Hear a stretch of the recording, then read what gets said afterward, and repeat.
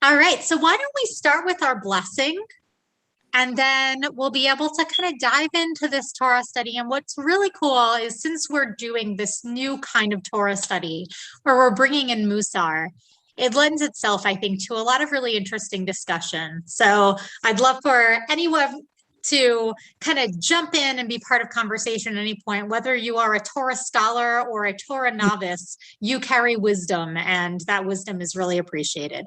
But let's first just start with our blessing.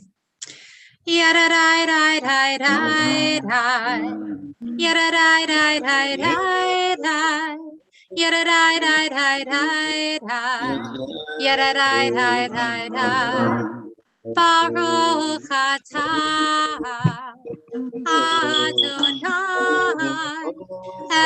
Eloheinu melech haolam asher kitshanu b'mitzvotav v'tzivanu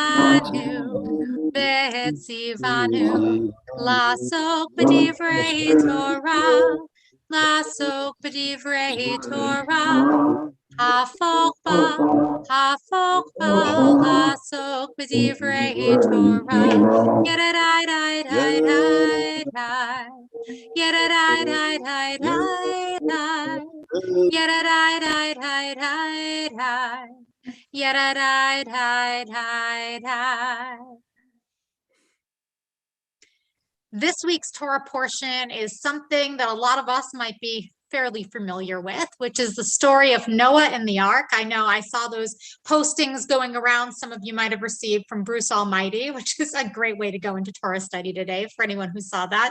I'm not bringing in any Bruce Almighty clips here, but feel free to bring in that knowledge with you. Basically, we're just going to focus on the first few verses of this Torah portion, and most specifically on one word that appears within the first verse, which is the word tzedek, or tzaddik, the way that it appears here. So would anyone like to read these verses in the English? Sure. Thank you, Jay. This is the line of Noah. Noah was a righteous man. He was blameless in his age. Noah walked with God. Noah begot 3 sons, Shem, Ham, and Japheth. The earth became corrupt before God. The earth was filled with lawlessness. When God saw how corrupt the earth was, for all flesh had corrupted its ways on earth, God said to Noah, I have decided to put an end to all flesh, for the earth is filled with lawlessness. Because of them, I am about to destroy them with the earth. Make yourself an ark of gopher wood. Make it an ark with compartments, and cover it inside, in and out, with pitch. You want me to close the window? Thank you so much for reading that. So looking at this particular Torah verse, like, what does it mean that Noah was a righteous man?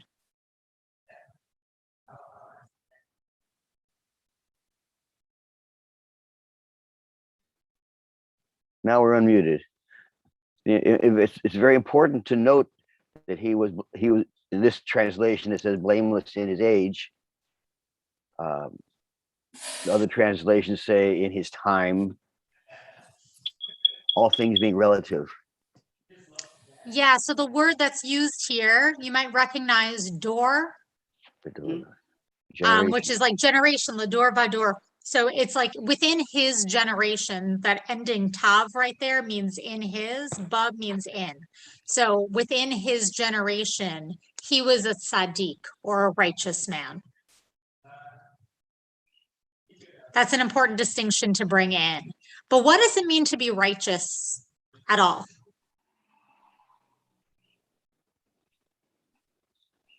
This actually doesn't tell you that.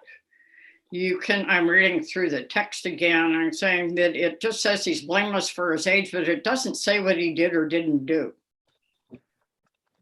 or how he behaved, or specifically how it says all living things behaved. Yeah, the Torah usually leaves many more question marks than answers, doesn't it? And this is Oh, certainly one of yes. those. That's the fun of it. When Anyone else have I any thoughts? Yeah.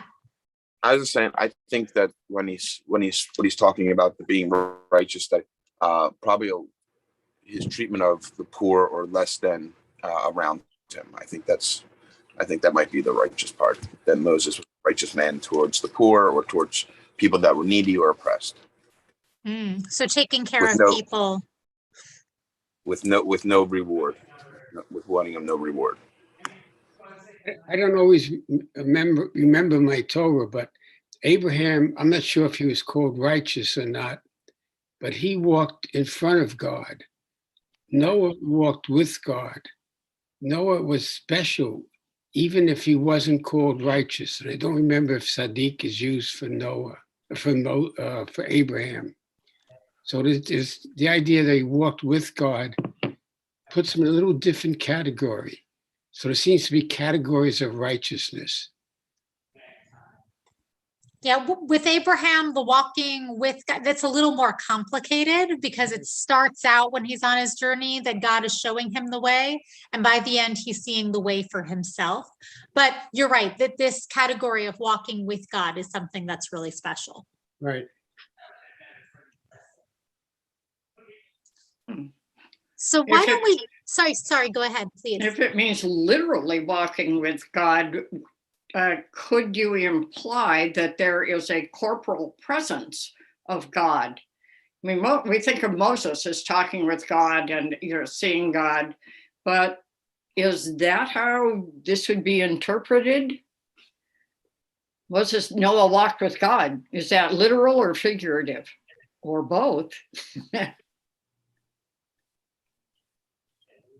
I kind of read these, more as like God-centered, and kind of simply put that way, right? I think it's figurative. It's not literal.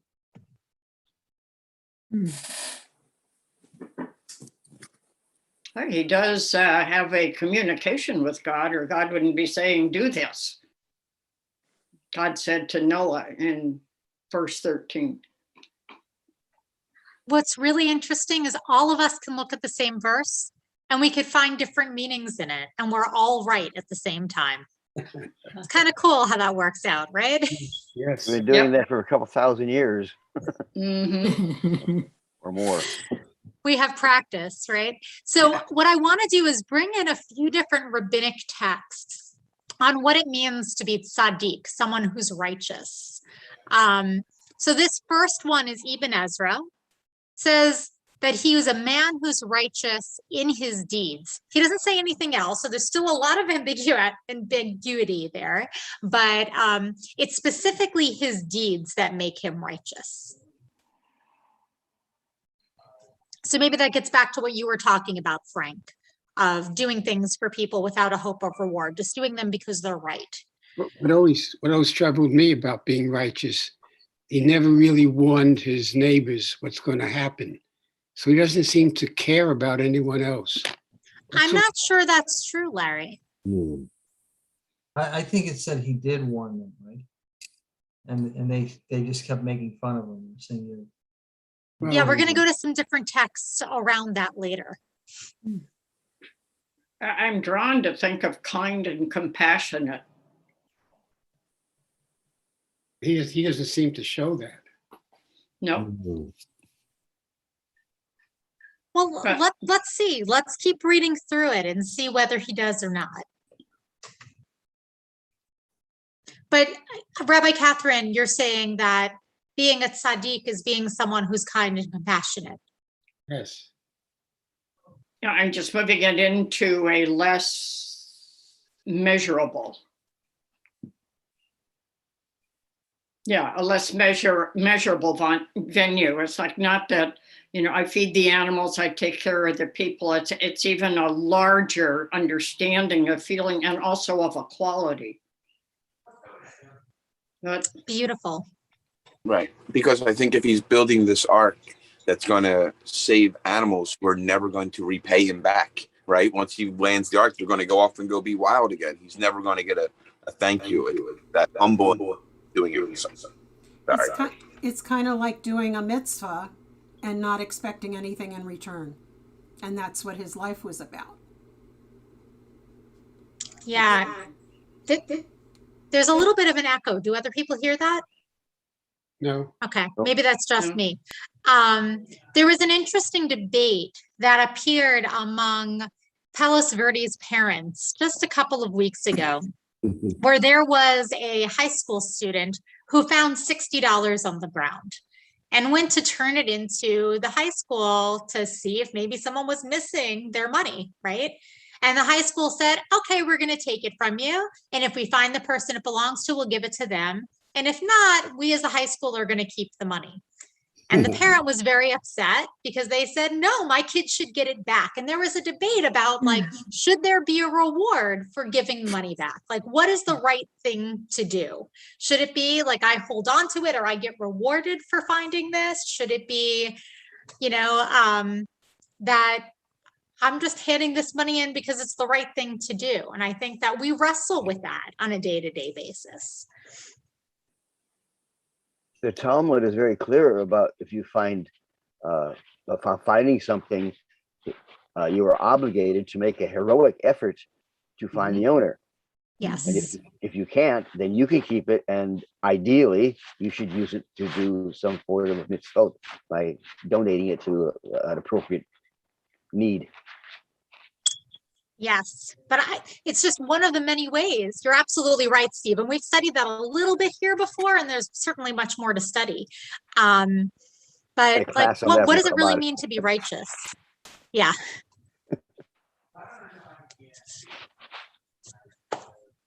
Yeah, Michael, go ahead. Yeah, I just wanted to say, when I read this paragraph, I was thinking about the term and the word that we talked about, I think it was last time, anava, being in balance between this and that, where it says he was neither a man of violence nor who perverted the ways of the guilty. I mean, he was in balance of, I'm not saying good and bad, but I really did like that term that I reviewed before the session, anava, and wasn't just humility, but the way they're talking about a tzaddik person is goes back to that expression. So I just wanted to mention that as a point. Yeah, I think that's so important. And Bonnie, I'm sure you could speak to this more than I can, but about all of the different midot, all of the different like soul traits that we have, there is an idea of balance with all of them that we're kind of going for. Mm-hmm. That's the equanimity. Yeah. Yeah, beautiful. So does anyone want to read aloud? Sorry. I just wanted to say that in secular law, the finder usually gets, if no one claims it after a period of time, the finder gets the money or the object or whatever it is. But since it was on the school grounds, you might quibble there about who really should have it. Yeah, I mean, I think there's a worthy debate in all sorts of different directions in that particular instance. But it's just the way in which this idea of what's the right thing to do, how do we act righteous in this world? It's not so clear cut. It's not black and white. It's challenging at times. Right. But if the youth found another bunch of money on the school property and he knew he wasn't going to get to keep it, would he turn it in? Yeah, I hope so, right? I hope so too. Okay. I used to teach this lesson a lot when I taught 5th grade a few years ago. We used to look at Baba Metzia in the Talmud and see what the rabbis stated are important ways we're supposed to look at whether or not we're supposed to give it back or who's supposed to get it. And it always led to just so many discussions on it's not black and white all the time. The thing about the money, I remember getting an extra $20 from an ATM machine. And I went into the bank and I said, hey, I got an extra $20. It must belong to somebody. And they just told me to keep it. There wasn't any way to keep track of it. Never happened again. But according to Talmudic law, you would be obligated to use that money for something good. And yeah, that's what I did. That's what I Yeah, did. for charity of some sort. Yeah.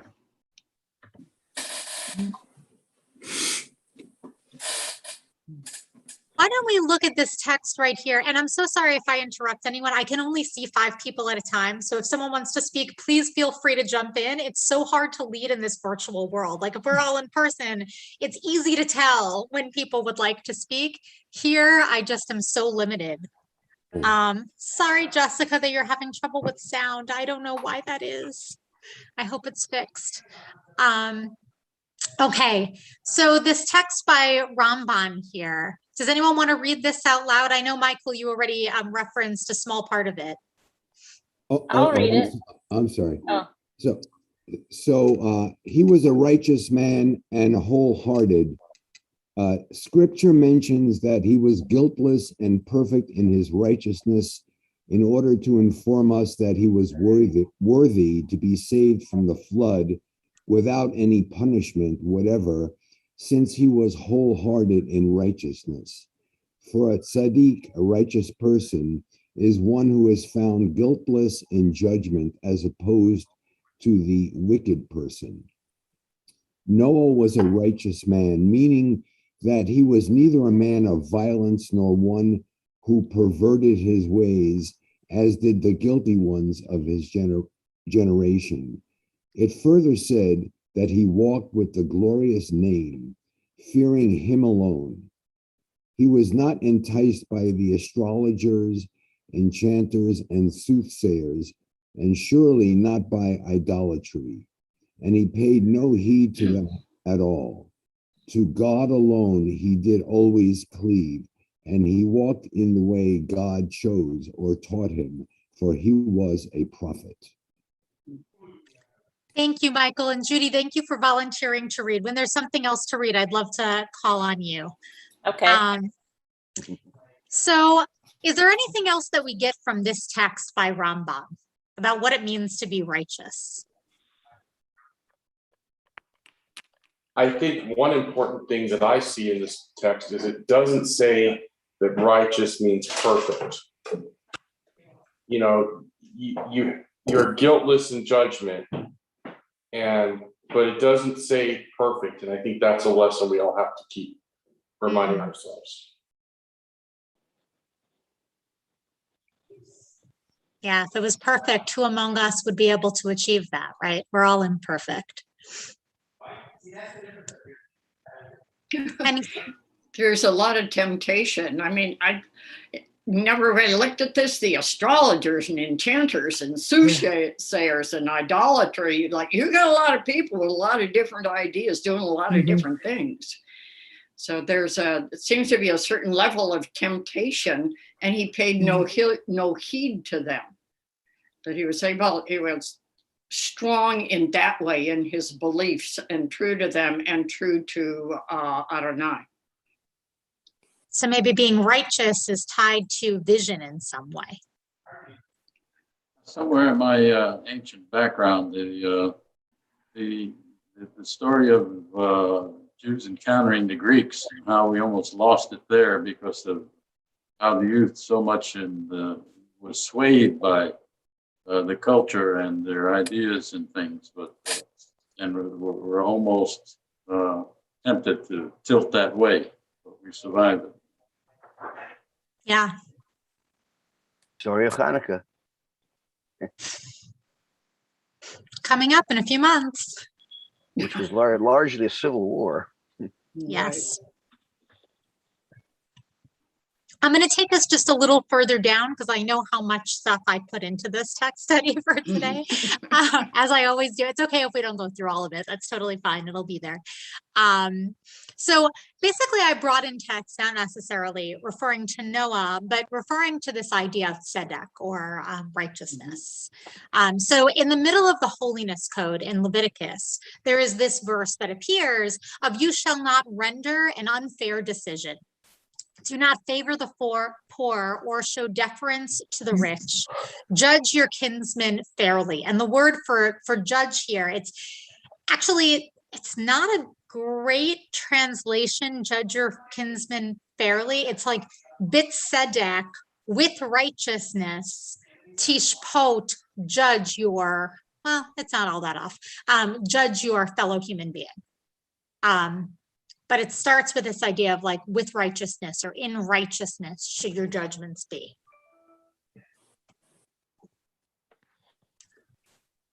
Is that related to mishpocha? Is that mishpocha? Is what mishpacha? Tishpot? Is that? No, that's a different. It's shofet. Okay. Yeah, it's shofet, which means judge. Okay. Or staff. It's a different root. It means an unbiased opinion, no prejudice involved, in my view. It's very hard to do. I mean, it's just even modern days, a judge on a bench, seeing people, well, it's hard to force back all your biases about to whom you're speaking. True. Yeah, and that's why I think so much of the holiness code is aspirational. Mm-hmm. I never really focused on judge your kinsmen fairly. You know, it's like in families, you can have like big problems going on. So I've always before been looking at the poor and the different, or don't favor the poor or not give the rich their fair piece, because both of those things, I always hate to think of them of their favoring the poor being a problem, because it's such a problem that they don't get their righteousness. But I'm just looking at this family and I'm thinking of these, you know, things that would go on for generations within a family of who's good and who's bad. No, boy, I can get back at him or I can favor her. Right. I have an anecdote of a Shabbaton there at Temple Bethel. We had a rabbi who was also a chaplain at Mount Sinai Hospital, and he was talking about holiday times and how stress levels at holiday times among family members are difficult, and said if you always have that one family member who disrupts the whole holiday celebration, said you should not invite that person. And a nameless person in our congregation, who shall remain nameless, whispered in my ear, you think I could get away with not inviting my mother-in-law?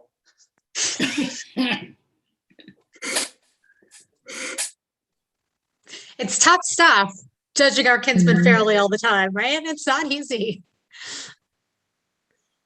I think during the pandemic, that's even upped a bit. The stakes of all of that, right?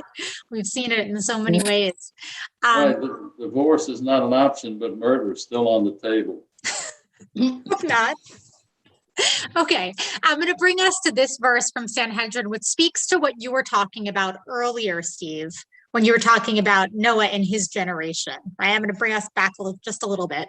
So it said, with regard to this verse, these are the generations of Noah. Noah was a righteous man and wholehearted in his generation. That's how it was. Actually, here it says generations, which is interesting. But Rabbi Yochanan says, relative to the other people of his generation, he was righteous and wholehearted, but not relative to those of other generations. He was righteous for his time. Among the people who were around, he is called righteous. But Reish Lakish said something else. In his generation, he was righteous and wholehearted despite being surrounded by bad influences. All the more so would he have been considered righteous and wholehearted in other generations when perhaps the influences around him would have been better. So maybe it's to his credit that he was. And of course, we can view it and understand it in any which way, and we're all right. That's good.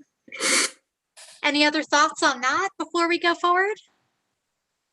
I guess I wanted to go back to the point where at that time, I mean, he was probably being consistently mocked while I was doing this. I mean, consistently mocked and maybe abused. I mean, we don't, but I mean, who knows what he was going through in doing this job for God and having to say, I'm doing it for God. And people are like, you know, back then they had 16, whatever, idols, you know, they're like, so I think it's a really big thing that he stayed with it. He stuck with the job, even though people are like, come on, you're crazy. So anyway.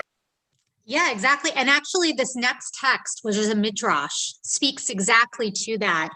Judy, would you like to read this? Make yourself an ark of acacia wood. Arhuna said, in the name of our Yosei, the Holy One, blessed be he, forewarned the generation of the flood to repent its misdeeds for 120 years. When they refused to repent, he commanded Noah to build an ark of acacia wood. Then Noah arose, repented his sins, and planted cedar trees. They asked him, what are these cedars for? The Holy One, blessed be he, intends to bring a flood upon the earth, and he has ordered me to build an ark so that I and my family might escape, he replied. They laughed at him and ridiculed his words. Nevertheless, he tended the trees till they grew large. Once again, they asked him, what are you doing? He repeated that he had told them previously, but they continued to mock him. After some time, he cut down the trees and sawed them into lumber. Again, they inquired, what are you doing? He warned them once again as to what would happen, but they still refused to repent. Thereupon the Holy One, blessed be he, brought the flood upon them, as it is said, and they were blotted out from the earth. Thank you, Judy. And Frank, yeah, that's exactly what you were talking about, right? Like being mocked again and again and again and continuing to go forward. That's not easy stuff.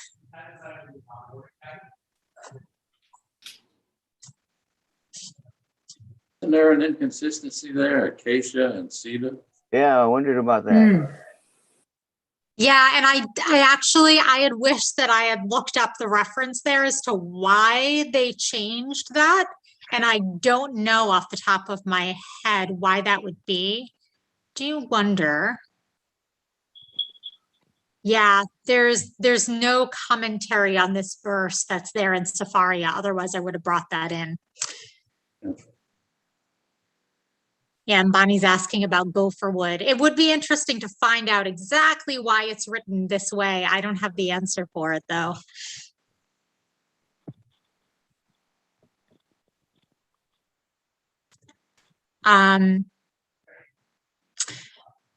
In the Torah commentary that we're kind of working through, there was a comment that also I think relates a little bit to what we just read. So Rabbi Andy Kahn said, we may compare the generation of the flood to the rest of the world prior to Noah's birth. Just as there was no order to agriculture, the humans of that world were depraved. Just as there was no agricultural tools, the humans of that world were impeded in accomplishing right action. In short, the people of the generation of the flood were unable to behave justly and act upon the information they were granted. When confronted with a person with a clear purpose who was working toward a specific end in the name of a divine command, their only response is ridicule. In the face of ridicule, Noah stuck to his mission and continued to do the work he knew was necessary. He used his tools to sharpen and refine his task, while those around him continued to try to undermine his confidence and his work. And finally, once his task had been accomplished, they realized that they had been mistaken. His mockers attempted to destroy him. So just how much he had kind of going against him, right? Okay.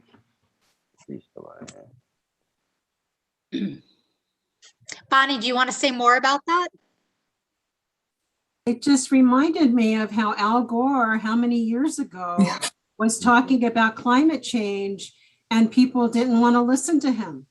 And here we are in a crisis with climate change, and it's devastating, you know, that those who followed him were made fun of.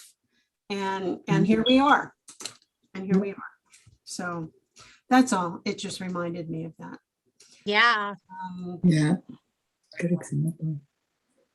I think there's a lot of examples for that we could probably Yeah. find also. That seems like a very appropriate one for this week in particular, when we talk about Noah and the world around us, right? Last week was all about creation. This week it's about the flood and destruction. So I think that's really appropriate here.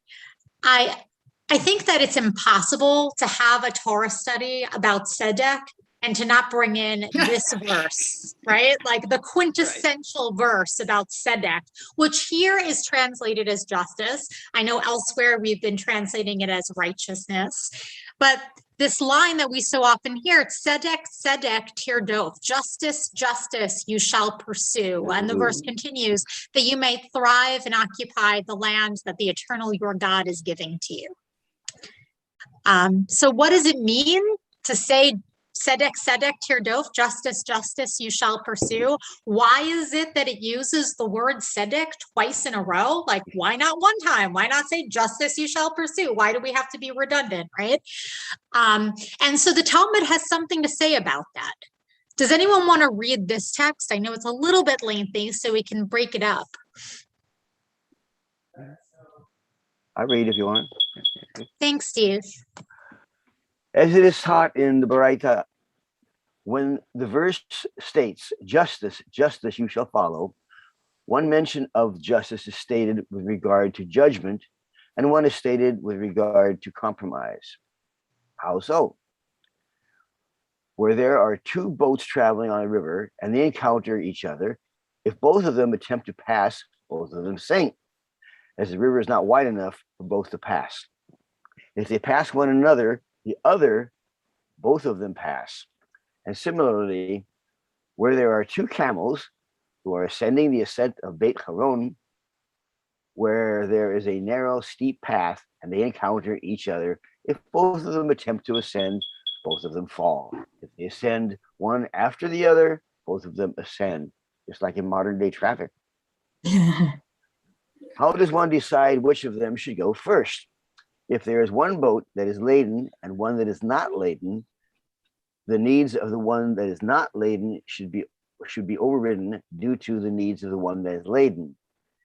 If there is one boat that is close to its destination and one boat that is not close to its destination, the needs of the one that is close should be overridden due to the needs of the one that is not close. If both of them were close to their destinations, or both of them were far from their destinations, impose a compromise between them and decide which goes first. And the owners of the boats pay a fee to one another. That is, the owners of the first boat compensate the owner of the boat that waits for any loss incurred.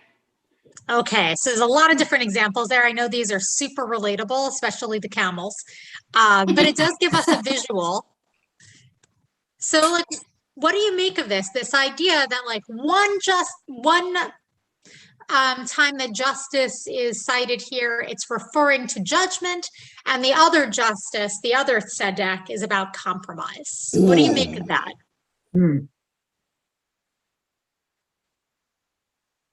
You know, I think it works for me. On the other hand, for me, I don't believe justice is ever fully achieved. And so I believe that the reason justice is repeated twice is not for emphasis, but rather to say it's something that's ongoing in every facet of our lives, that we are to pursue justice. And it's the pursuit of justice that matters. Then I extrapolate from that and say, okay, I think I can figure out what it means to be righteous. And I think to be righteous is to be on this path of working at and achieving justice throughout one's lifetime, not just at an incident. Beautiful. Thanks, Marla. Another possibility might be that it's not enough to do just justice, but justice has to be done in a just way and a righteous way. I always read it. I always read it a little more, that justice without compassion really is no justice at all. So I always think of the word compassion or love or chesed. Yeah, I think we can think of real world examples as well, right? When someone is trying to pursue justice, but does it in a way filled with anger and destruction, that probably isn't ultimately meeting the idea of justice, of tzedek, right? Like it needs to come from this place that you're talking about, Larry, that you're talking about, Sandy, that so many people have brought in, you, Marla, of having compassion, having some balance, doing it in a way that truly honors everyone. And Rabbi?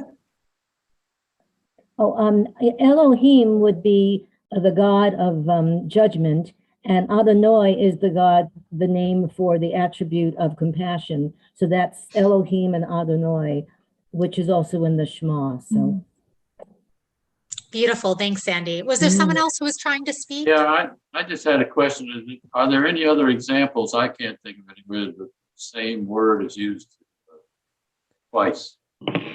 Abraham. What was that? I missed that. What was that? Abraham. In the Akedah story. Yeah. And the story of the binding of Isaac. Yeah. It occurs, Abraham appears in that text that we read on Rosh Hashanah. There's others as well. Yes. I would just need to sit for a minute and think it through, because I know there are others, but they're not readily available to me. Me too. I guess the point that I'm making is it's just a literary device rather than some real deep, serious. We're making too much of it.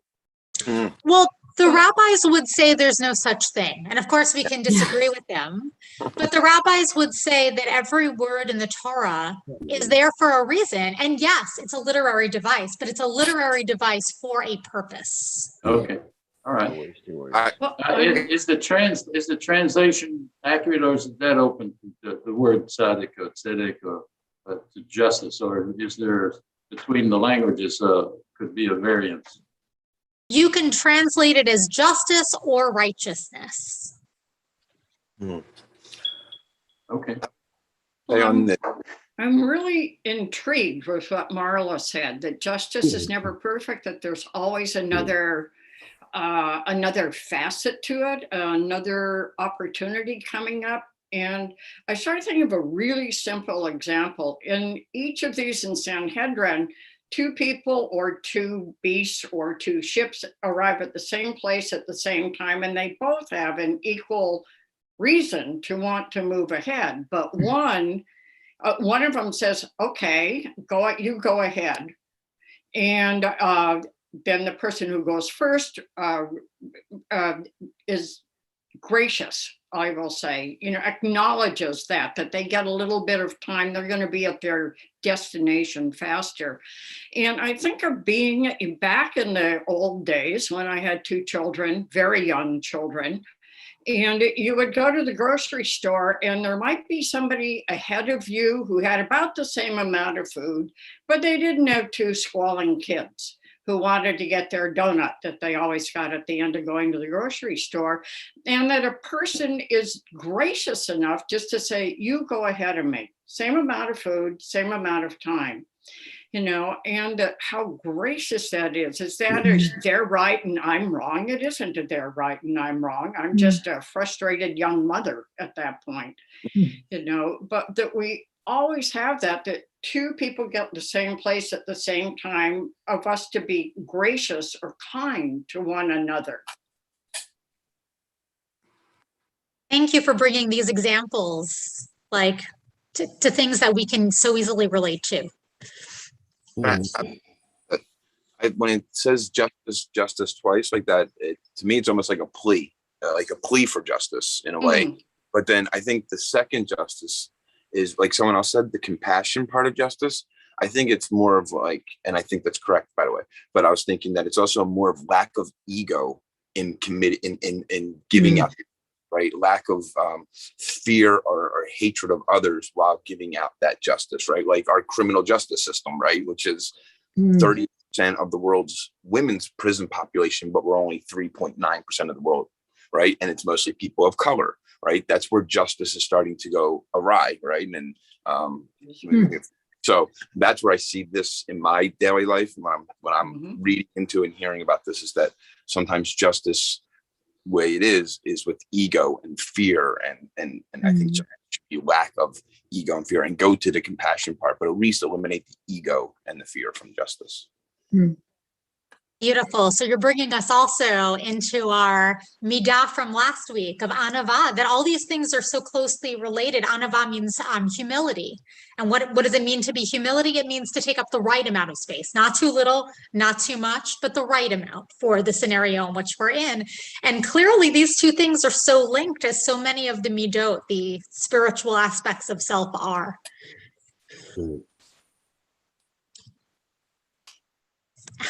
Sorry, I don't know why it keeps doing that.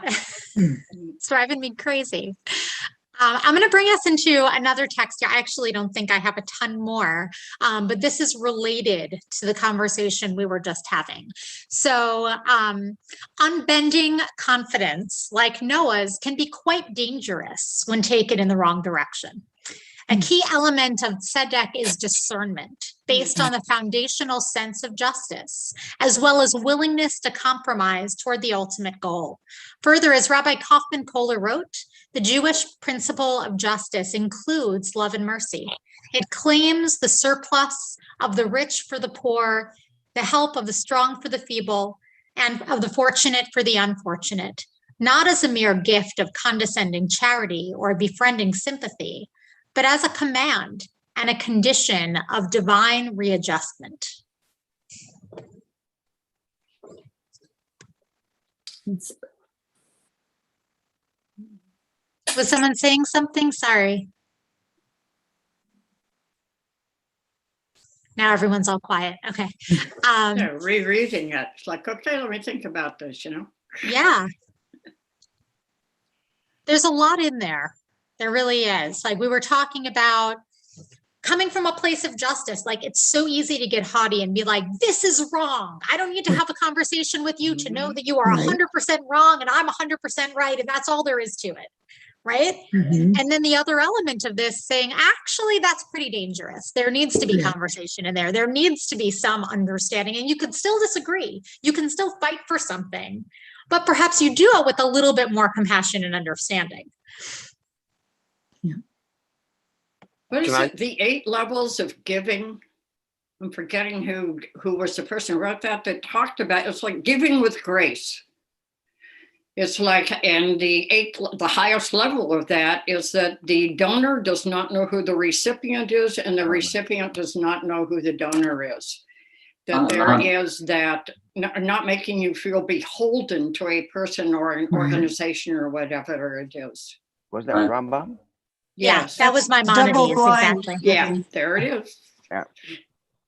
This line about divine readjustment makes me think about the Seder, the order that Noah is assisting in putting the world back together because God told him to, because there had been chaos before the flood.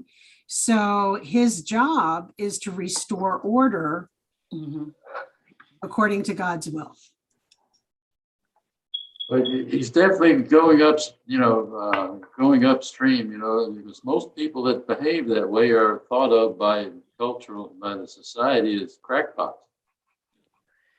Someone standing on the corner with a poster and reading something like that would say, the end is near. You better behave or you're going to drown. It's a tough way to go. Being a prophet is not easy. And Judy asked a question in the chat, how did Noah know that it was God who was instructing him? Yeah. It's a really interesting question. Yes, indeed. Because the Torah doesn't say exact. I mean, it says that God is doing it, but how did Noah know? How did Abraham know later on, right? That it was God who was speaking, or even Adam in last week's Torah portion. Well, what other options would there have been? I mean, who else or what else could have been speaking? There's so many potential answers, right? Yeah, it would point out that the idea and the reality of God goes way, way, way back to human being number one. That it's always there is how it is presented. And I think that probably why he was working on things, God was showing, things were going easier. I bet you the trees grew faster. I think the wood might have been, I think, and God was clear to that path when you're doing a job for him. I think that might have been his knowing that that Hashem is with him. I'm just looking at the chat over here. Some interesting comments. What if anyone thinks that God communicated with him? Yeah, maybe their response would have been different.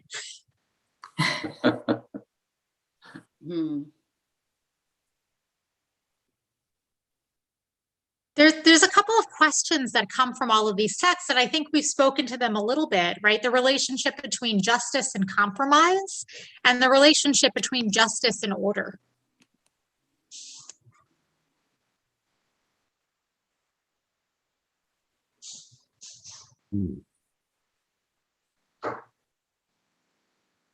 Yeah, Judy, I think that you're stumping all of us because I don't know that anyone has an answer for that, right? At least not in these kind of Torah, because like the Torah says, God spoke to them as if God is anthropomorphized and has a voice in the same way that we're speaking to each other right now. And I don't know that many of us have an experience of speaking to God like that. And so it might not be a literary, it might be very figurative. Well, that's why I think you need something like the Torah to bounce that communication off of, to say, would God really say this? I mean, I read an article this morning where some poor fellow thought, I guess a couple of weeks ago, that God was telling him to murder these people. Now, obviously it didn't seem to me that way, that here's the innocent people got murdered because this fellow thought somebody whispered in his ear named God and said, go murder these three people. But could he have bounced that against the Torah and seen, is it likely that God would have said this, or is it some other thing that's affecting my mind? Wow. Many of these evangelists on television claim that God has spoken directly to him or her. As I flip through channels looking for something interesting to see, but I really wonder about them claiming that falsehood, or maybe it's true in their own minds. Yeah, it must be a common point of discussion, because there's been many entertainment movies doing that, the representations of God, some funny, some serious, but it seems like it's a question that's asked often. and I think it's language that people mean different things by. Right? Like there might be times in our lives where we feel called to do something, like Judy, you put in the chat about someone who's saying like, God told me to run for office. Perhaps that was some sort of a calling that someone felt. Did it literally mean God said to them, run for office? I don't know, right? I think a lot of it has to do with perception. I mean, going back again to the high holy days, if we're looking at our relationship with God, and that is one of the three things that we would be looking at, then there is an assumption there that at least from time to time, that we feel that there is a way of perceiving God, whether that is visual, whether that is something that you feel, whether that is that you pray for something and it happens, that is it the way that I look at it is, I use this all the time, actually, in the work that I do, which is when I walk into see a patient and I have no idea what to say to that person. Often because of why the person might be in the hospital might be something very sensitive, and how do I approach that with sensitivity? And I just I cannot tell you how many times something just comes into my mind and I say that thing and it works. That it opens up a little door. It causes a little bit of laughter. The person stops for a minute and then they tell me what happened. And to me, that is a relationship with God, that God's giving me a hand. And I understand that it could be interpreted in many other ways, but that is the interpretation that inspires and comforts me. Catherine, it's, I can relate to that. I think that sometimes in our life, we're more sensitive to things that are around us or that we get through other than our five senses. We somehow are open to things and they just sort of bubble up as an idea. Some people might say intuition, or I've had that feeling before, or something. I think your words are, as I said, I think I can relate to that really well. Thank you. Yeah, I also want to just uplift what was written in the chat as well, because we have many different ways of participating here. This idea that maybe God was talking to all, but Noah was the one that heard or listened, that Noah made a choice to hear or listen. Yeah. Could be. I want to go back. One of the blessings I've got from studying Torah is learning what discernment even meant. Right? I didn't know. I grew up in Philadelphia in a horrible school district. So big words like that thing.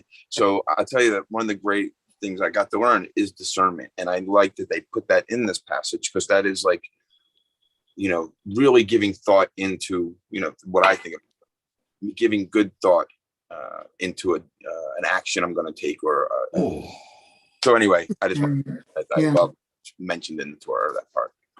Yeah, it's such an appropriate word. That really needs a lot of focus. So why don't we read this piece out loud? The midah, or the soul trait of tzedek, then requires discernment from a place of compassion. We see this kind of discernment displayed in Noah's continual willingness to ask his fellow human beings to repent and to prepare for the flood. Embodying justice, then, is not meant to be harsh or to lack empathy, but instead to move with confidence in the direction of our highest moral truths while maintaining compassion for others. Tzedek can then be summarized as the quality of being able both to discern one's place in the world and to act skillfully and compassionately, regardless of the popularity of one's discernment. Tzedek is a confident sense of directed moral mission. To readdress the verb tzaddik, yesod olam, which is righteousness as a foundation of the world. That's the translation of that.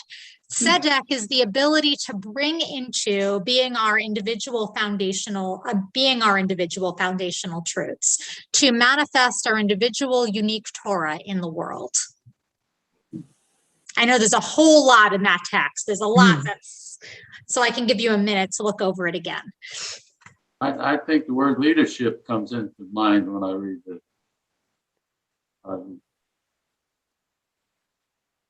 you want to say more about that, Irv? Well,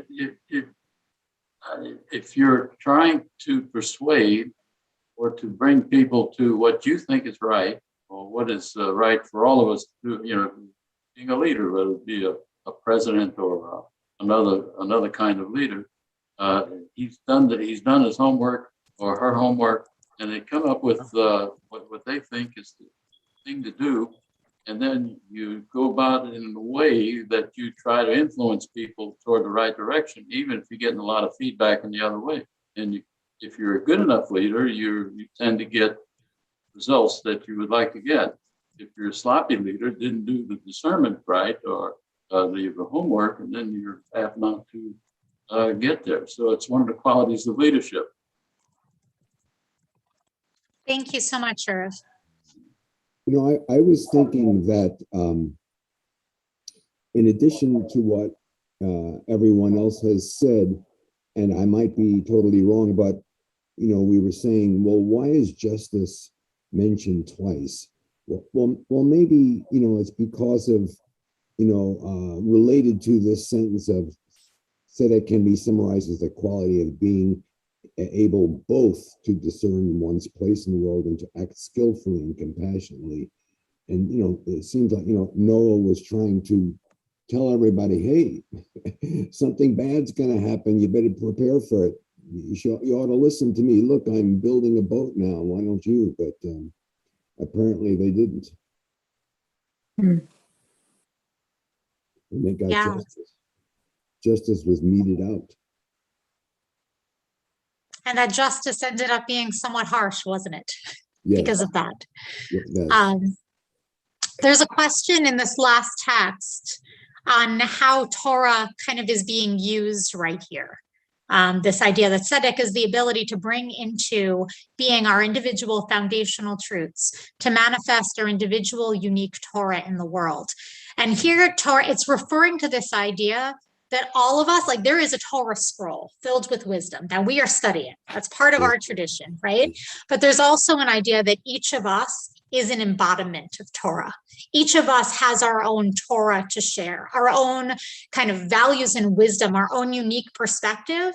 And because the idea is that when the Torah was given on Mount Sinai, every single person received it in a way that only they could receive it, because we all have different perspectives and backgrounds. And so we receive it according to our own view of the world.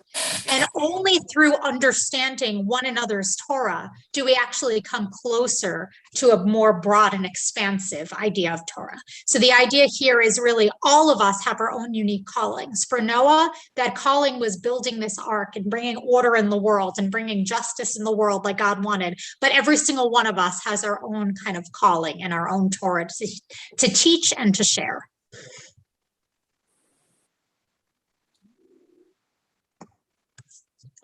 So this conversation has been such a great one.